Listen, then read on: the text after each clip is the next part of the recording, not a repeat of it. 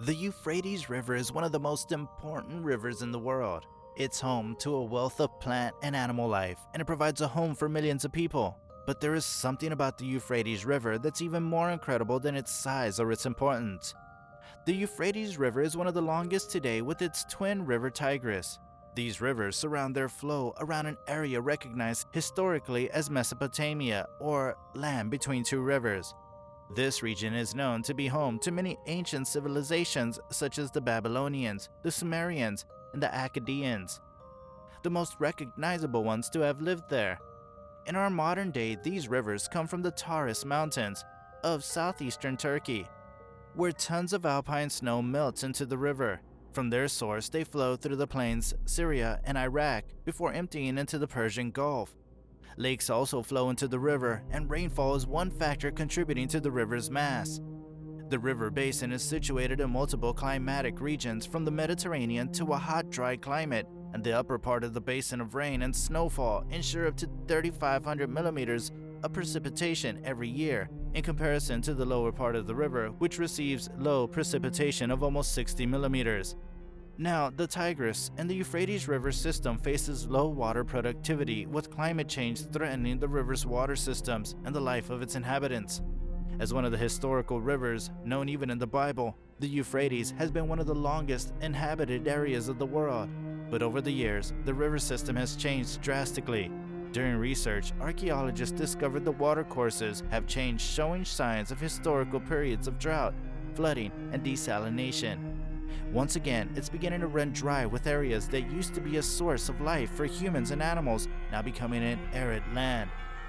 The river flows across Turkey, Syria, and Iraq, with each riparian nation providing a substantial amount of water that flows into the river. However, Turkey stands as the primary distributor. Since the river's history, it's been used for several purposes. Even today, the Euphrates River serves its drinking water to its local drinking population, irrigation for agricultural development, industrial applications, and recreation. Because of the importance of this river, the three riparian countries strike a deal for the proper utilization of the river. This shows that the river is essential for the welfare of all the neighboring countries that the water surrounds. The 1960s, Syria, Turkey, and Iraq began to investigate harnessing water resources. They needed to increase their use of the rivers, which led to modernized water development projects built on the Euphrates River. At the project's commencement, most development projects were only done to curb flooding regularly into the rivers. Shortly into the flooding projects, they ventured into hydropower and focused more on drinking water initiatives as each nation developed the population's thirst for the use of water increased. The drought in Iraq is one of the worst it has been in years. Archaeologists in the nation will benefit from this despite the fact that it is terrible news for farmers. Some of the old archaeological sites that have been uncovered by the Euphrates River's receding waters and others were previously unknown. The drought has created a whole new world of possibility. For Ratib Ali al-Kubaisi, the head of the province of Anbar's Antiquities Department, he says that Anbar along the Euphrates River was the birthplace of civilization. Everyone believed Anbar to be a desert with no historical significance. But as it turns out, this region is one of Iraq's most significant archaeological sites. First region of Iraq to be populated was here, he claims. The Euphrates River in the region was dammed by Saddam Hussein's administration in the middle of the 1980s, drowning a 120-mile-long swath of land close to Iraq's border with Syria. According to authorities, a vast reservoir that previously spanned as far as the eye could see decreased by an astounding 90% since the summer. Ratib claims that before the region was inundated, at least 75 archaeological sites had been partially excavated. They covered the whole spectrum of human history from 3000 BC through the Sumerian and Roman eras. Jewish towns from antiquity were also drowned there. Ratib has, however, been able to explore certain locations for the first time as a result of the receding seas, such as a cliff that contains a number of pre-Christian graves carved into its face. Ratib claims that they still have worth despite the fact that the water has severely harmed them. He wishes to revisit these dug locations. The job that he and his team had started all those years ago could be finished if they had the funds resources. But the drought has already made previously inaccessible archaeological sites accessible. Suddenly, Ratib and his co-worker became thrilled about what they saw on this specific day. They are strewn with ceramic fragments as they kneel near what seems to be an ancient stone wall. Ratib claims he thinks it's an irrigation channel from the Roman period.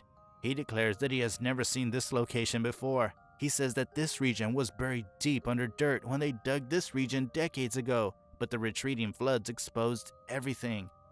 They're shocked to find out, but worry soon follows their joy.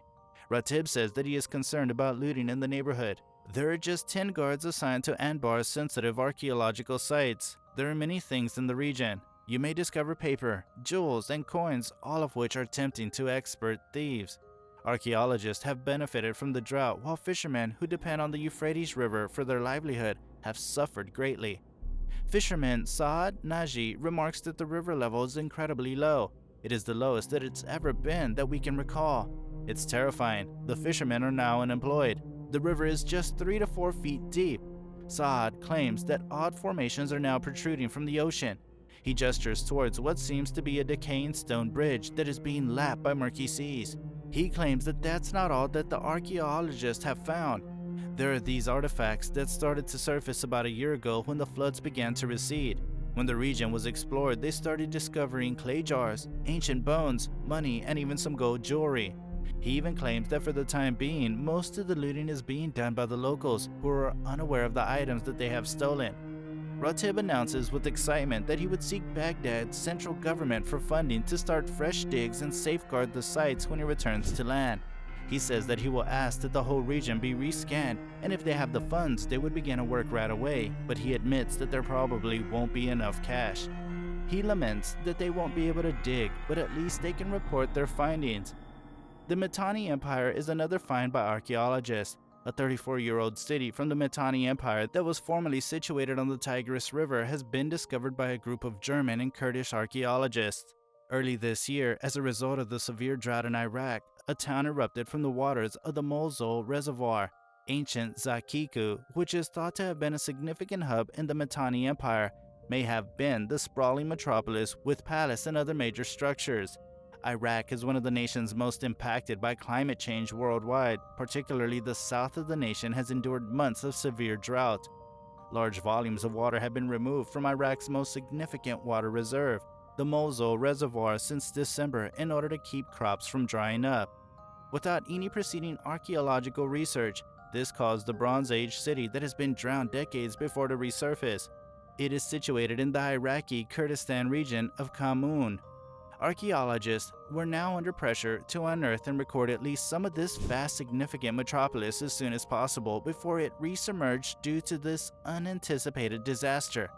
This decision to conduct joint rescue excavation at Kamun was made on the spur of the moment by Kurdish archaeologist Hassan Ahmad Qasem, chairman of the Kurdistan Archaeology Organization, and German archaeologist June, Professor Dr. Ivana Poljes, and Professor Dr. Peter Falsner. These occurred in partnership with the Directorate of Antiquities and Heritage in Duhok in January and February 2022. Within days, a crew for the rescue excavations had been assembled. The Fritz Thyssen Foundation provided funding for the project on short notice via the University of Freiburg. There was a great deal of urgency on the part of the German-Kurdish archaeological team, since it was unclear when the reservoir's water level would rise again, thereby submerging the archaeological site. The researchers quickly completed a substantial portion of the city's mapping. Gigantic fortress with walls and towers, a colossal multi-story storage structure with an industrial complex were discovered, in addition to a palace which had previously been identified during a brief effort in 2018. The vast urban complex was built during the Mitanni Empire, which ruled over a sizable portion of northern Mesopotamia and Syria. Ivana Poljes claims that the massive magazine structure is particularly significant since it must have been used to store enormous amounts of products that were likely transported there from all around the area. The excavation finding revealed that the location was an important hub of the Mitanni Empire, says Assam Kesum in his conclusion. Although the walls are composed of sun-dried mud bricks and were submerged for more than 40 years, the study team was astounded by the condition of preservation, sometimes reaching a height of several meters. The reason for the city's excellent preservation is that it was devastated by an earthquake in the year 1350 BC, during which the structures were buried by the city's crumbling top walls. The discovery of 5 ceramic receptacles that held a collection of more than 100 cuneiform tablets is particularly noteworthy. They were created during the Middle Assyrian era, not long after the disastrous earthquake that ravaged the city. Even some of the clay tablets and clay envelopes, which may have letters, are still there. The finding may provide crucial details about when the Mitanni period metropolis came to an end and Assyrian hegemony over the area began. As part of the comprehensive efforts supported by the Gerda Henkel Foundation, that excavated structures were totally covered with a tight-fitting plastic sheeting and topped with gravel fill to prevent additional harm to the significant site from the rising waters. This was done so that the water did not damage the unbaked clay walls and any other treasures that may still be buried within. However, this place has submerged under the water once again. Hopefully, archaeologists will be able to excavate this site once again.